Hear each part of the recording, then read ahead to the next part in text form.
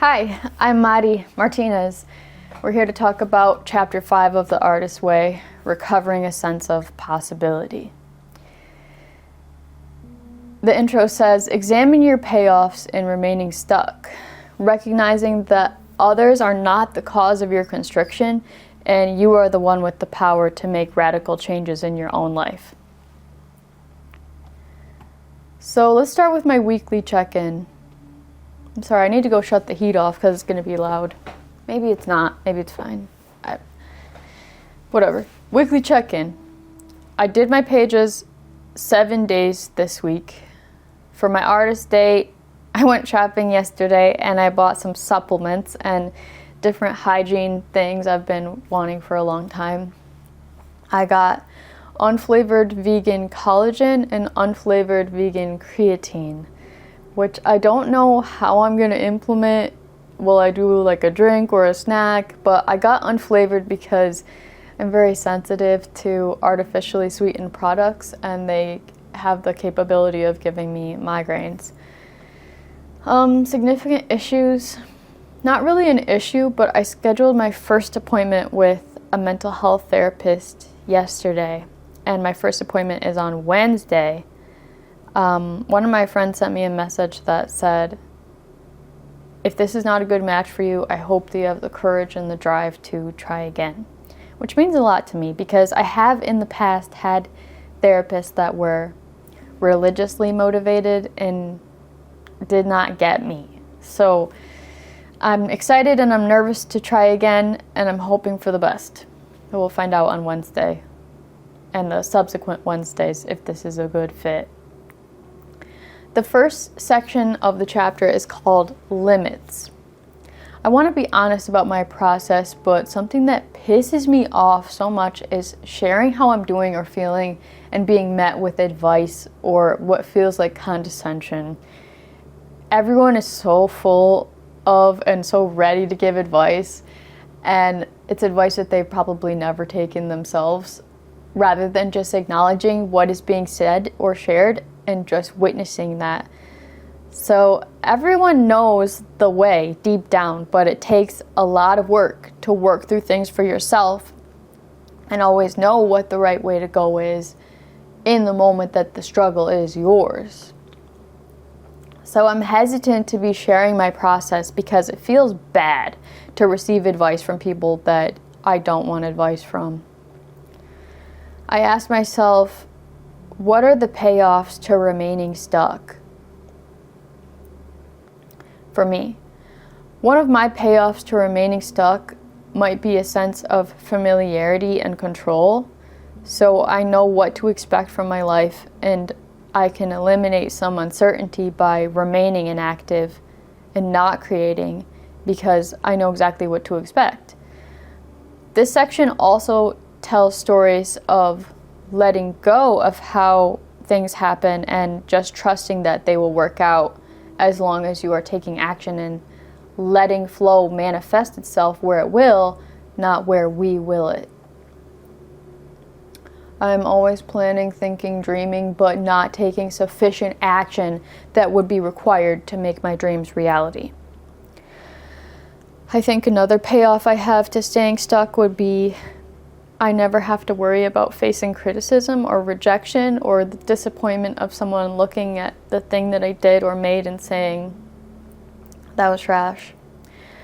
But even if it's not trash, some people will still really say that it is. Some people are saying horrible things about Kendrick Lamar's performance at the Super Bowl halftime last weekend, and it was fucking incredible. I can't stop thinking about it. I've showed it to all of my classes that I subbed, and I know that I am a Kendrick fan for life now.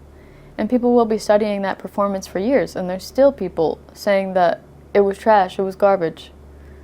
Crazy. So art is subjective. So just because one person thinks it's genius, another person's going to think it's total trash. So no matter what you do, even if it's good, someone's going to say it's trash. Another payoff that I might have is it might have also scared me in the past to shift from struggle and depression into expression and confidently creating, because it completely upends your identity and the way that you see yourself when you begin to take action, because it's like, who am I now if I'm not stuck?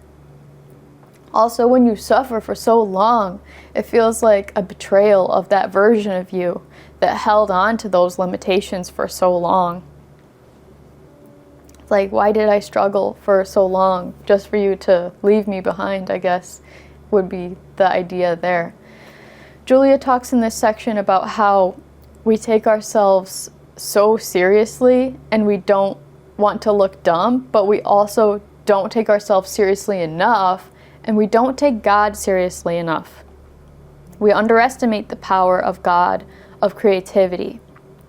So I ask myself, how am I placing limitations on what I can receive from God or Source? When it comes to my connection with Source, I don't feel worthy. I still have a lot of work to do in chapter 1 of deprogramming my negative beliefs. Like, I need to go back and reread those chapters.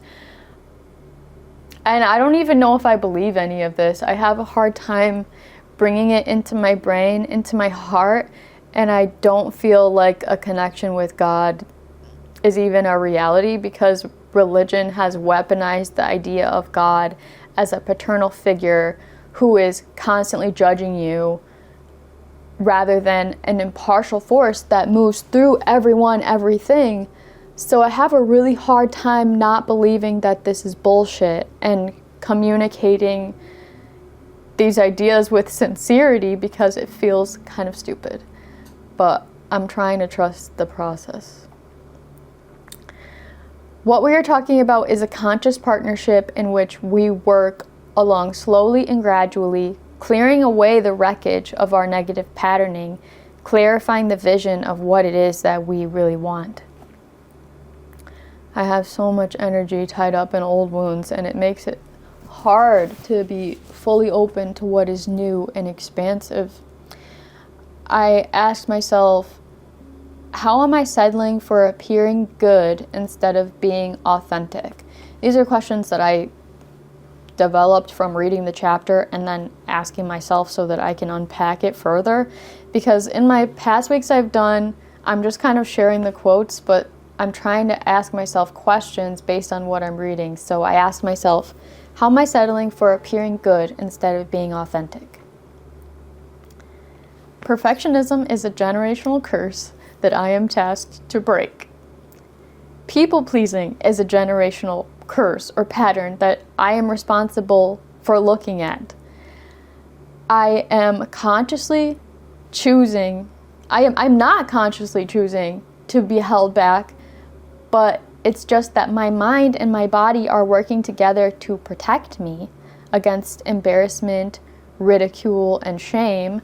So it's not that I don't want to express myself, it's just that I can't, because I'm in a pattern of physically, mentally protecting myself from expression, because in the past I witnessed that not going over well, or experienced that not going over well, and feeling like that's a threat on my life. The desire to be worldly, sophisticated, and smart often blocks our flow. So instead of balking at where your good is coming from, it might help more to keep an open mind. God will provide. Our job is to listen for how. One way we listen is by writing our morning pages. At night, before we fall asleep, we can list areas in which we need guidance. In the morning, writing on these same topics, we find ourselves seeing previously unseen avenues of approach. Experiment with this two-step process. Ask for questions in the evening, listen for answers in the morning, be open to all help. One reason we are miserly with ourselves is scarcity thinking. I definitely have scarcity thinking.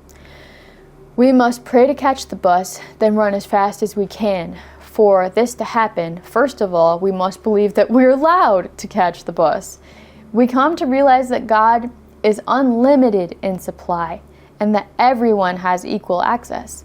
God has lots of money. God has lots of movie ideas, novel ideas, poems, songs, paintings, acting jobs.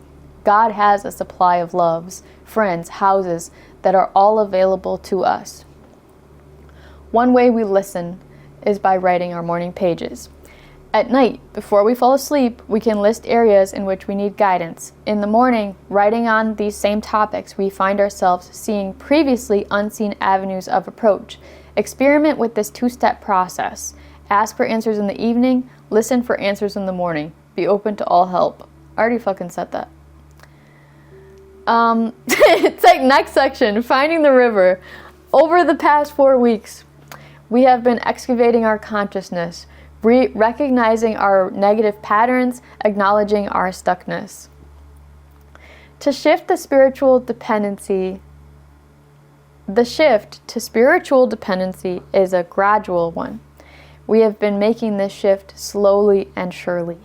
With each day, we become more true to ourselves, more open to the positive. We are becoming less judgmental of ourselves and others. The morning pages, a flow of stream of consciousness, gradually loosens our hold on fixed opinions and short-sighted views. We see that our moods, views, and insights are transitory. We acquire a sense of movement, a current of change in our lives. This current or river is a flow of grace, moving us to our right livelihood, companions, and destiny. Dependence on the Creator within is really freedom from other dependencies. Paradoxically, it is also the only route to real intimacy with other human beings. Freed from our terrible fears of abandonment, we are able to live with more spontaneity. Freed from our constant demands for more and more reassurance, our fellows are able to love us back without feeling so burdened. As we have listened to our artist child within, it has begun to feel more and more safe. Feeling safe, it speaks a little louder. Even on our worst days, a small positive voice says, "You could still do this," or "It might be fun to do that." Most of us find that as we work with morning pages, we are rendered less rigid than we were. Recovery is the process of finding the river and saying yes to its flow, rapids and all. We startle ourselves by saying yes instead of no to opportunities. As we begin to pry ourselves loose from our old self-concepts, we find that our new, emerging self may enjoy all sorts of bizarre adventures. By holding lightly to an attitude of gentle exploration, we begin to lean into creative expansion. By replacing "no way" with "maybe," we open the door to mystery and magic. I'm almost done with the quotes. We begin to treat ourselves more gently. Feeling less desperate, we are less harsh with ourselves and with others. This compassion is one of the first fruits of aligning our creativity with its creator. As we come to trust and love our internal guide, we lose our fear of intimacy because we no longer confuse our intimate others with the higher power we are coming to know. In short, we are learning to give up idolatry, the worshipful dependency on another person, place, or thing. Instead, we place our dependency on the source itself. The source meets our needs through people, places, things. Julia goes on to talk about doing the footwork and giving your attention toward what you're trying to manifest and staying open and trusting the source. I am anxiously attached, and I have looked to other people to fulfill me and tell me I'm worthy of trying things, giving me permission and love and acceptance. And this idea of looking to God for support rather than human beings, and as a result, those relationships improving because that pressure and expectation is no longer there, feels like a really big idea to me. And I hope that I can implement that. But I am used to putting other people on pedestals and feeling worthy of anything only when they acknowledge that I am. So that means a lot to me to read that, but I hope that I can make it mean something. The last section is called The Virtue Trap. As an artist, we must have downtime, time to do nothing. Defending our right to such time takes courage, conviction, and resiliency. Such time, space, and quiet will strike our family and friends as withdrawal from them. It is. For an artist, withdrawal is necessary. If such deprivation continues, our artist becomes sullen, depressed, and hostile.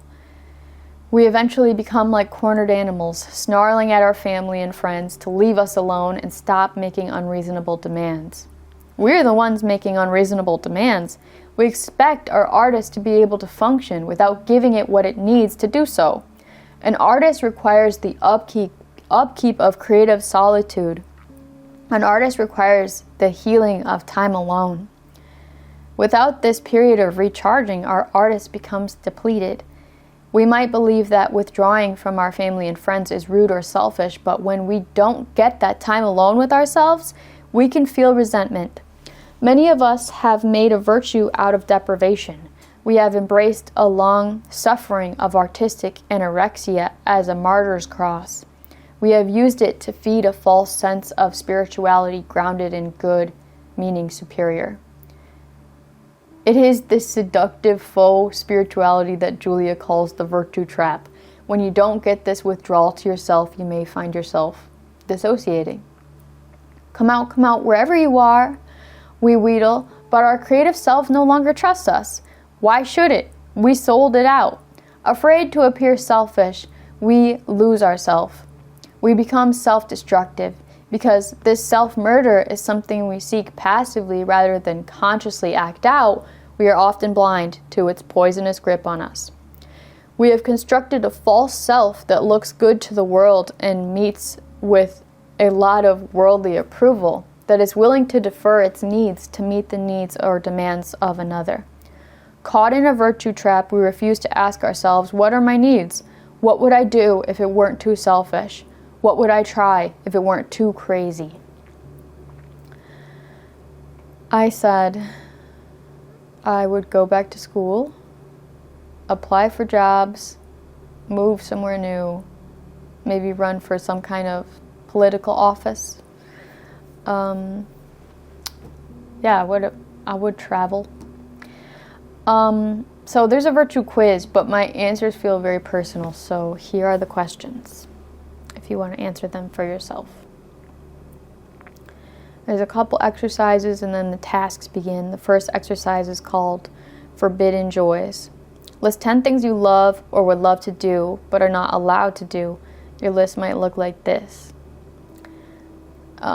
There was an example. I said dance freely, buy clothes, buy courses, cut bangs. I have an obsessive thought about baby bangs. But every time I cut bangs, I shave my head afterwards. So I don't really want to shave my head or feel compelled to shave my head, so I don't want to cut the bangs, but my forehead is so big and my hairline is so weird and it's bothering me lately, and I want bangs, but I just don't want to shave my head. But the baby bangs might be less annoying if they're short and frame my face, but I also get really itchy. If you haven't noticed, I've been scratching myself. I get itchy, so I don't know if that's a possibility. That's why it's a forbidden joy. Remaining forbidden joys. Call and talk to people that I adore but don't want to talk to me. Go back to school. Move to the UP or Upper Peninsula of Michigan. Start a podcast. Get massages regularly. And then I wrote, that one's crazy. I debated sharing that. But the next exercise is called Wish List. As quickly as you can, make 19 wishes. And I just wanted to share what that one's about, but I'm not sharing my answers. Tasks. List 5 desires. I want to feel sexy. I want new clothes. I want land in a house. I want to dance well. I want to write songs. List 5 more imaginary lives. I said lawyer, therapist, counselor, pop star, president, embodiment, vocal somatics coach. If I were 20 and I had money, list 5 adventures. Visit Nordic countries, go to college for a very high degree in a social science like social work, political science, psychology, philosophy, or history, buy tons of clothes and an awesome car, If I'm 20 and I've got money, then I have a baby. I start a business, something non-toxic like a refillery or a clothing brand. Next task, if I were 65 and had money, list 5 postponed pleasures. Start a meditation retreat center on Lake Michigan or Lake Superior. Buy a boat, keep going to school forever, visit Nordic countries and see why they're rated the happiest, and then bring back what I learned and try to improve American life with what I learned. And then last, I said I would fight to implement communication, emotional intelligence, and emotional regulation courses in public schools because young people are hurting and they don't know how to express how they feel. I had the opportunity to do a writing assignment with my students the other day, and I asked them, what's one thing that you have learned that you wish you could tell your younger self? And one of my high school kids said he wishes he could tell his younger self to not share his feelings with anybody. I thought that was so heartbreaking. I'm sure he's not the only person thinking that to themselves and feeling like it's not safe to say how you feel. And if you're not saying how you feel, then it's not going anywhere. So it's just stuck inside of you, and that makes me so sad for this kid because last year he was very creative, making YouTube videos, and I haven't seen him making any recently, so I don't know, maybe I need to be the one to encourage him. But yeah, America needs emotional education and emotional regulation technique education, because I wish I had received some of that. Then maybe I wouldn't have hurt some people in the way that I did or acted out in the way that I did. I think it's a real issue, and maybe it's intentional that we don't get education on that. Especially when we have leaders who are insensitive and not interested in nurturing people or helping people emotionally. 10 ways I am mean to myself is the next task. I tell myself I don't know how to do anything, and I talk down to myself. I don't get enough sleep. Stupid neighbor, so loud. I betray myself by telling my secrets to other people who I cannot trust. I don't get out of bed right when I want to, and I put myself behind schedule. I tell myself that other people wouldn't want to be my friend. I give up on what I'm saying before I'm done saying it. I assume that I'm bothering other people. I have suicidal thoughts, but I don't plan on harming myself. I don't like experiencing pain. I just have feelings of worthlessness sometimes. I don't always run when I should or when it's on my schedule, and without running frequently, I get really wound up and anxious. Running helps me feel steady and calm and present. And I don't believe in myself. 10 items I would like to own that I don't are a new car, a house with land and garden, greenhouse, gym, and sauna, a new base, glass water jugs rather than plastic, the gray sweatshirt that matches these gray sweatpants, a free Palestine hat I saw on TikTok, a keffiyeh, because I don't have one yet, a black tripod with a magnet for my phone I saw on TikTok shop, ATG for coaches, which is like a mobility exercise program for coaches, which I did sign up for this past week. Amazing Movement membership, which is a calisthenics practice, handstands, L-sits, etc. And then last task, my favorite creative block is scrolling on TikTok or Instagram. That's it. Thank you for watching my video about Chapter 5. If you found any value in it, please give me a like and a follow. I appreciate your time and attention so much. And please tell me in the comments what resonated for you. What do you agree or disagree with? I would love to know what your relationship is like with God, Source, the universe, creativity, and how this process is going for you at this point in the program, week 5. How are you doing with it? Please tell me. All right. Thank you.